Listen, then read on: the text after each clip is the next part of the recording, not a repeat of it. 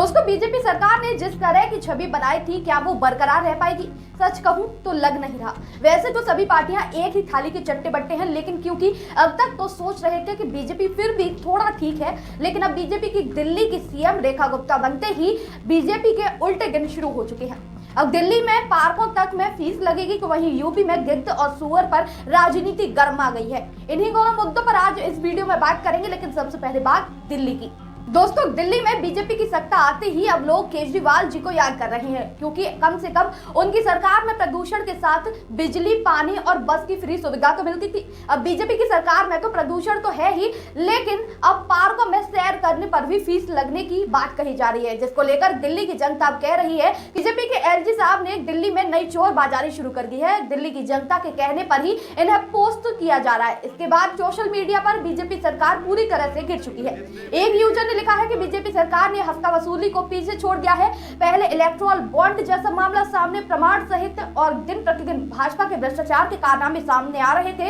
इसके अलावा अब दिल्ली के एलजी भी अपने तरीके से वसूली करने लगे हैं। कभी निर्मला जी टैक्स लगाते आ रही हैं, तो वहीं कहीं वसूली का धंधा एक साथ सबके साथ किया जा रहा है। दोस्तों, दिल्ली की जनता केजरीवाल की सरकार को याद कर रही है, जहां बिजली, पानी और बस फ्री थी, लेकिन जनता इसके साथ ही प्रदूषण और गंगा की सफाई भूल गई है। खैर, इस समय दिल्ली की जनता एलजी साहब की खूब फिरकी ले रही है। लोग कह रहे हैं कि असल में दिल्ली के मुख्यमंत्री एलजी साहब ही हैं। तभी तो दिल्ली में बीजेपी की सत्ता आते ही, जब दिल्ली के मुख्यमंत्री का चेहरा तक डिसाइड नहीं हुआ था, एलजी साहब ने यमुना की सफाई का काम संभाल लिया। रेखा जी तो सिर्फ कठपुतली हैं, उनके पास कुछ करने के लिए नहीं है, इसीलिए तो वो संसद में बैठकर नींद पूरी करती हुई नजर आती हैं। इससे पहले राहुल गांधी की ऐसी तस्वीरें सामने आती रही थी, जिसे विपक्ष खूब मुद्दा बनाता था, लेकिन अब खुद बीजेपी सरकार की दिल्ली के मुख्यमंत्री की इसी तरह की तस्वीरें सामने आ रही हैं। दोस्तों, अब आगे बढ़ते हैं और बात करते हैं महाकुंभ की। दोस्तों, महाकुंभ समाप्त हो गया है। जब कुंभ इतना बड़ा था तो इस पर राजनीति होना भी लाजमी था। अब महाकुंभ खत्म हो चुका है और शुरू हो चुकी है यूपी में राजनीति। यूपी के मुखिया योगी आदित्यनाथ ने भीड़, भगदड़, अव्यवस्था, आगजनी और भगदड़ से हुई मौतों पर सवाल करने वालों को सुअर और गिद्ध बताकर इसकी शुरुआत कर दी है। आपको बता दें कि आम जनता, सांसदों से लेकर संतों तक सभी लोग महाकुंभ की अर्थव्यवस्था को लेकर सवाल खड़े कर रहे हैं, लेकिन अब उन सवालों को पूछने वाले को मुख्यमंत्री साहब ने सुअर और गिद्ध कहकर पुकारा है। वैसे तो मोदी जी आपत्तिजनक बयानों पर विपक्ष को तमाम बयान सुनाते हैं, खिल्ली उनकी उड़ाने में कोई कसर नहीं छोड़ते, लेकिन अब जब खुद उनके मुख्यमंत्री जी संसद में खड़े होकर अमर्यादित शब्द सुअर और गिद्ध का इस्तेमाल करते हैं, तो मोदी जी भी इस बयान की निंदा क्यों नहीं करते? आखिर कुंभ में गिद्धों की लाशों और सुअर की गंदगी की सौगातें किसकी कृपा से मिली? क्या वही ये सरकार है जिसने भगदड़ के शिकार हुए निर्दोष श्रद्धालुओं की लाशों को देखकर भी नहीं देखा? इसके पीछे आखिर कौन जिम्मेदार है? क्या प्रदेश की सत्ता विपक्ष चला रही है? जो सारा ठीक रहा उसी के ऊपर फोड़ दिया जाता है और उससे पूरी कसर निकाल ली जाती है। महाकुंभ के बाद के प्रतिद्वंदिता में पिछले दिनों योगी प्रदेश की विधानसभा में इलाहाबाद में हुए महाकुंभ में भगदड़ से मौतों और गंगा के पानी में प्रदूषण को लेकर अपनी सरकार की आलोचनाओं को लेकर अपने विरोधियों पर बरसे हुए गिद्ध और सुअर का काप पहुंचे।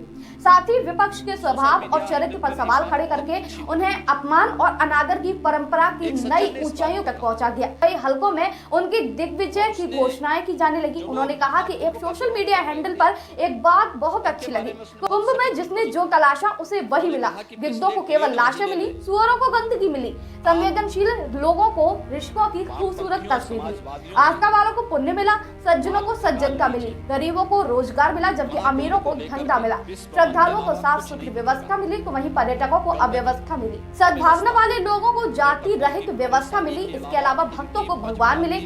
मतलब सबने अपने अपने स्वभाव और चरित्र के अनुसार चीजों को देखा। किसी ने सच कहा कि महाकुंभ में जिसने जो तलाशा उसको वह मिला। गिद्धों को केवल लाश मिली, सुअरों को गंदगी मिली, संवेदनशील लोगों को रिश्तों की खूबसूरत तस्वीर मिली, आस्थावानों को पुण्य मिला, सज्जनों को सज्जनता मिली, गरीबों को रोजगार मिला, अमीरों को धंधा मिला, श्रद्धालुओं को साफ सुथरी व्यवस्था मिली, पर्यटकों को अव्यवस्था मिली, सद्भावना वाले लोगों को जाति रहित व्यवस्था मिली, भक्तों को भगवान मिले। मतलब सबने अपने स्वभाव और चरित्र के अनुसार चीजों को देखा। महाकुंभ के समापन के बाद गंगा जी की सफाई का काम अब शुरू हो चुका है। आपको बता दें, खुद योगी आदित्यनाथ ने सफाई कर्मचारियों के साथ गंगा जी की सफाई का जिम्मा संभाला और बाद में उनके साथ बैठकर खाना खाया। जिस पर अखिलेश यादव ने प्रतिक्रिया दी। उन्होंने एक्स पर एक पोस्ट करते हुए लिखा कि जिसने जो तलाशा उसे वही मिला। क्या ये उसी का साक्षात प्रमाण है? पहले तो कह रहे थे कि गंदगी है ही नहीं और अब खुद गंदगी और कूड़ा कचरा उठाने वहां पर पहुंच गए। जनता आप पूछ रही है कि स्वच्छ जल के सेवन का वीडियो आज ही आएगा या फिर शूटिंग के बाद आएगा। और चल के आग्रह है कि इस साफ सफाई के दौरान अगर कहीं भी दबा कुचला सच मिल जाए तो उसे जरूर दिखा दीजिएगा। आखिर में उन्होंने कहा कि सत्य कहें आज का कि नहीं चाहिए भाजपा। दोस्तों, इस वीडियो पर आप क्या सोचते हैं कमेंट करके बताइएगा। साथ ही वीडियो कैसी लगी कमेंट करिएगा।